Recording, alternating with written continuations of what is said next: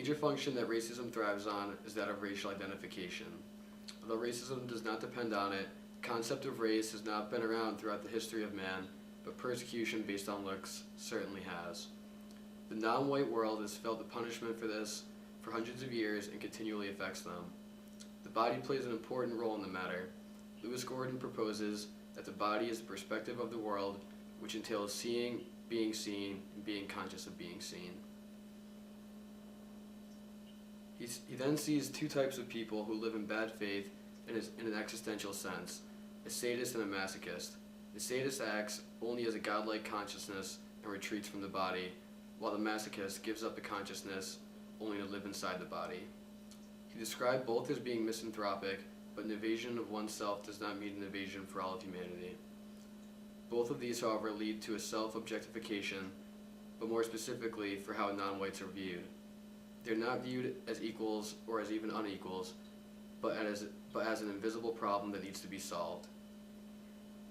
Even in a physical presence, they are still considered something superfluous. This leads to an identity crisis that, if realized and achieved, can result in an ego death in which one loses their sense of self. If a black body undergoes an ego death, they may form a new identity that maintains good faith, but is just connected differently than the consciousness and body previously. The ego death could act as a mirror to the self that they had known. Instead of using that mirror as a mask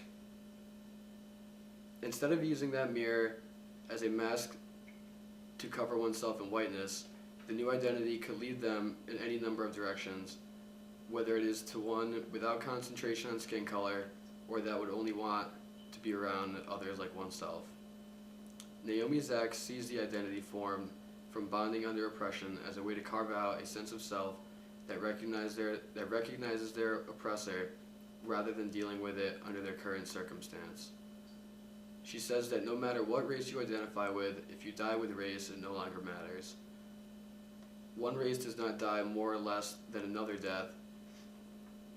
person, and they all have the same level of personal catastrophes. Even if you identify with a race during your life, you are objectifying yourself and limiting your freedom.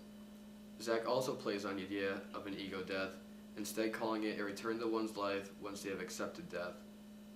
The two are no doubt quite similar, and she states that in order to gain freedom that comes with this new state, they must first cast off any identification with race. These catastrophes can turn into tragedies if one does die a racialized death. They become actors on a stage and live and die in bad faith. They become masochists. She asserts that a racialized person cannot successfully fight racism if still identifying with it. They must leave behind their labels and move forward strictly as human beings. And although she claims that a catastrophic death is in better faith than a tragic death, when you apply what her and Achilles said, that no matter what one does, they will still die. One's death is still regardless of faith. One's death is still death regardless of faith, and carries the same meaning no matter bad or good.